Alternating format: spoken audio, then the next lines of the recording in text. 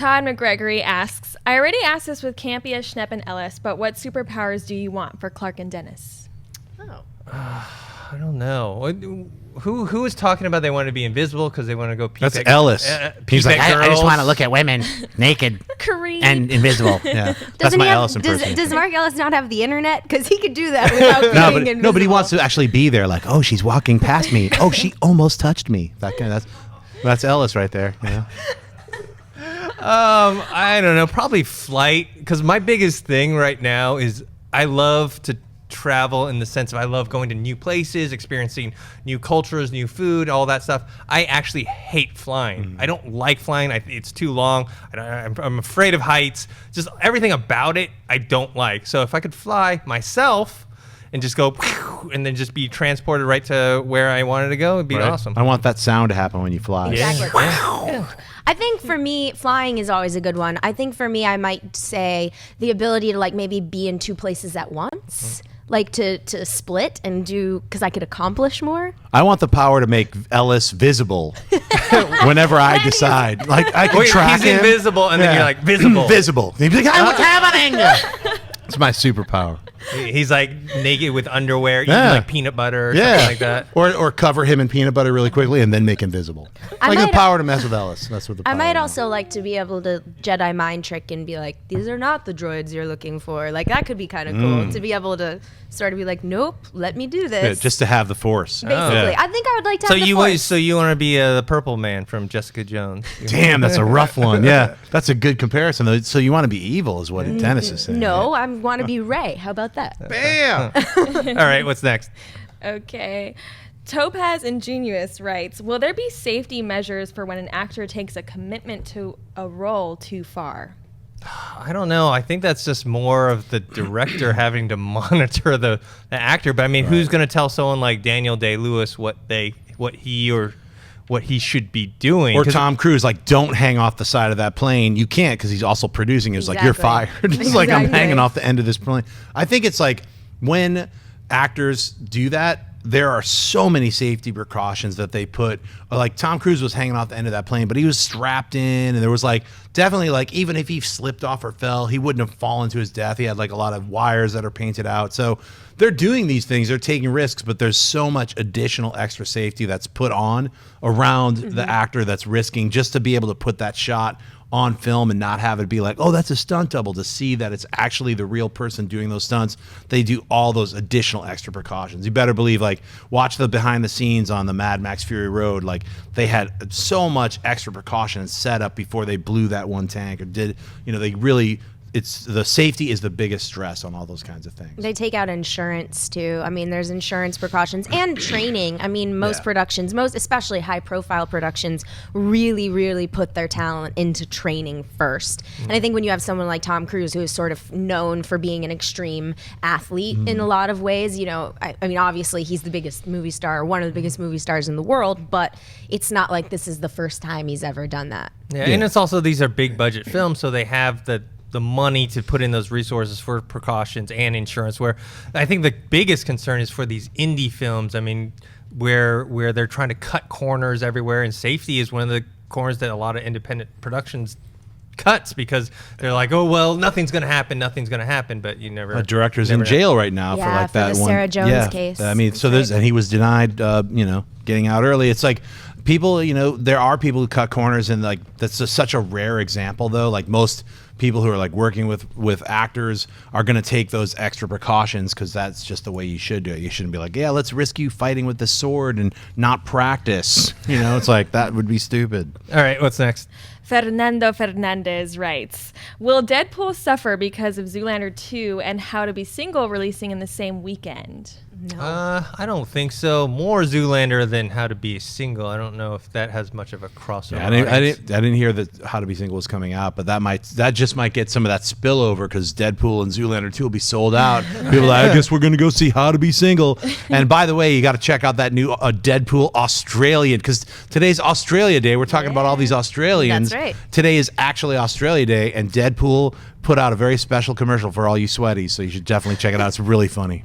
Yeah, I don't think think there's a major crossover between Zoolander and Deadpool. I think you're getting very, very, very different things when you sign up for both of those films, and so I don't think that it's going to lose out mostly to Zoolander. I am excited to see both of those movies, though. It's a good double feature. Exactly, I'm in. All right, what's next? Clifford Bossa asks, have you heard of the fate of Fantastic Four? If not, what are your hopes for the franchise? I think it got pulled off of the release schedule, much like how Terminator Genesis just got pulled. So it's not they haven't officially canceled or anything. But remember, this is a case where they have to have the sequel in production by a certain date, otherwise the rights revert back to Marvel. So if they've pulled it, they probably, I mean, most likely I think it's going to go back to Marvel, but they're just kind of weighing their options right now.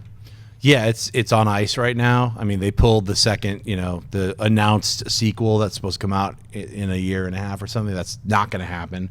The comic book's on ice. There's a lot of, not fun feelings going on back and forth between Fox and Marvel, especially over that property. So I think the fate of the Fantastic Four is it's in, some kind of weird sub-dimensional freeze chamber for a while. It's fascinating to me that it's really hard to get this right. It seems to be very hard to get this movie right for Fox, and I don't understand why.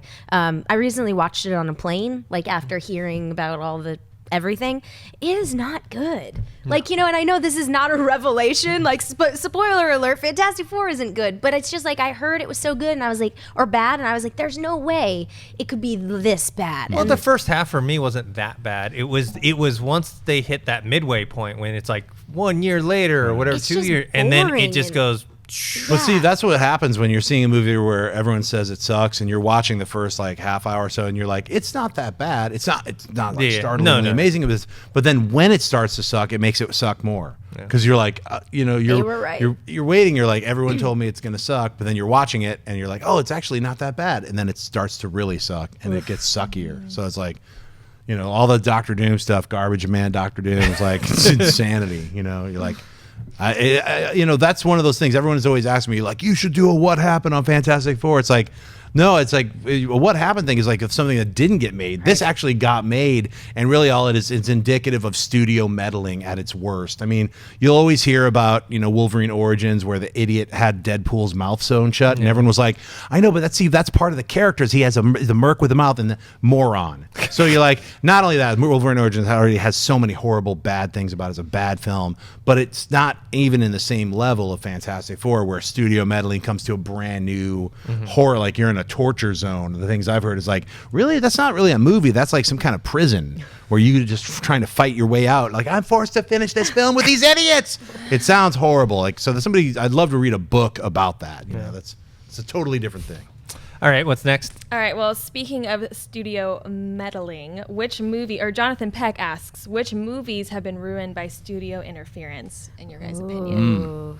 Like I just mentioned, I think Wolverine Origins was completely ruined. Gavin Hood had to have his entire sets repainted because some studio dude was like, I don't know if I like that the way it's colored blue there. Repaint everything orange. I mean, I've heard so many incredible, horrible stories. So many films get ruined by people who don't know the source material, and then they're just kind of like making random decisions. So, yeah, historically, the thing that comes to mind is Rebecca. Not to say that got ruined because it's a classic, but Selznick and Hitchcock, there was lots of meddling to the point where allegedly when Hitchcock made Rope, he shot it so it looked like it was all one take, right, so that nothing that happened in Rebecca could ever happen again. Meaning you can't go in and change my cut, you can't go in and add new things and do reshoots because it's one take, which I think is interesting. I'm also thinking about like endings that have been changed, like where you clearly can be like, oh my God, this is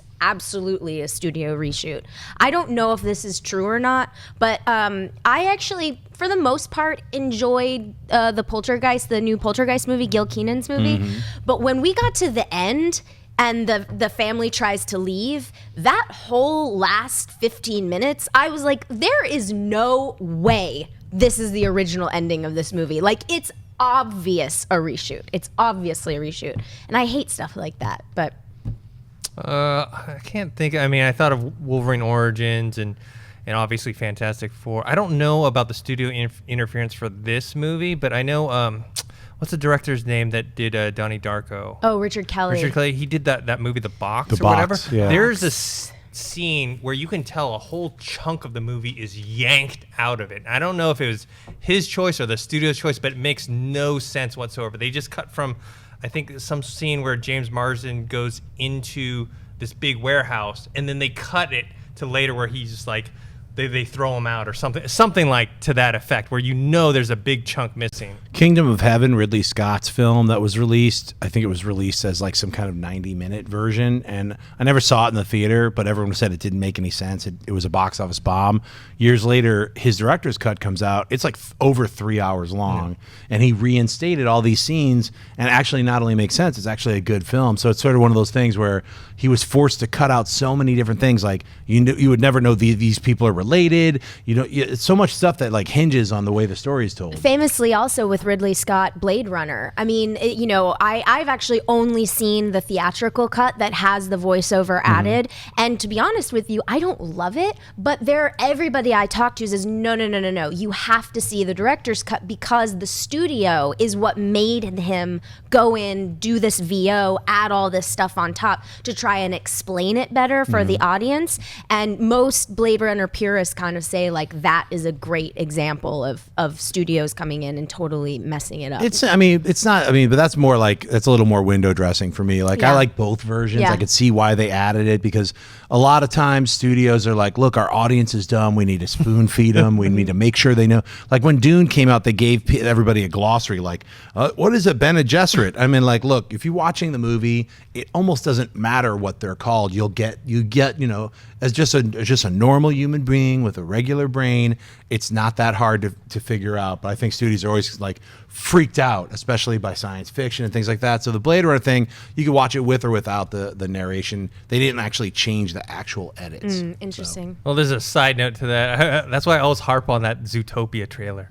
I don't understand why they need to explain to the audience that these animals are like, oh, they're like you and they live in the real world and they got cell phones and they drive. It's like, just show the stupid thing and you know that right away. A 4-year-old can figure that out. Why That's do you like a rhino looks like a cop. Wait, let me explain it to you, little children.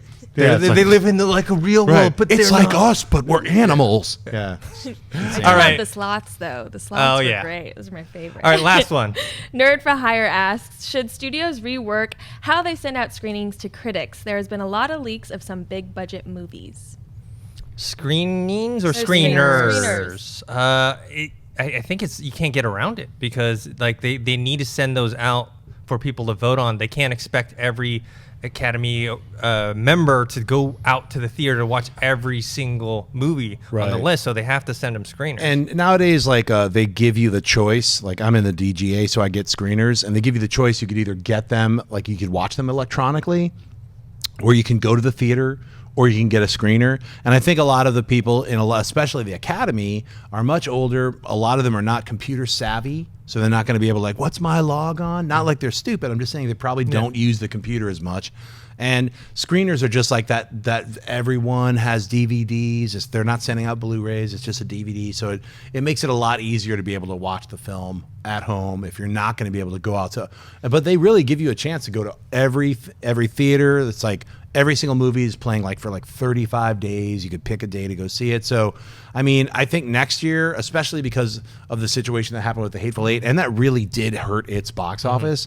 I mean, I think the idea of like torrenting there's no way to stop it. Everybody's movie's torrented. My film has been torrented. Everybody who does anything media-wise, music, TV, movies, people are just stealing it. So, that's why there's the SVOD market where it's like, look, people are going to get Netflix. You have to pay for it. It's like those things are happening. And, with films, I think, you'll see more digital, less so home video screeners next year, but they're going to keep doing it for the next few years. It's a weird push and pull too, because I'm not a member of of a voting party, but as a person who like sees movies, talks about movies, helps promote movies, I find it goes both ways. Like a lot of times people are really rigid about their screenings, like you have to come to this day or you don't see it.